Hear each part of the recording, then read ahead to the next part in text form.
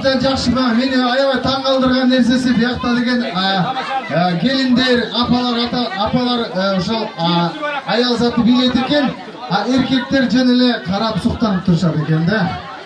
Абдан сонун экен. Эми ушакта мырзаларды да жөн эле суктанбаса сиздер да билеп бериңиздер деп мен бир дагы бир шаңдуу ушу жаштык кезде эстеп коелу деп бир жаштык кез жөнүндө бир чыгарма, сонун чыгарма тарбайм. Жаш кезде эстеп бир жакшы билеп бериңиздер анда эмес, кеттик.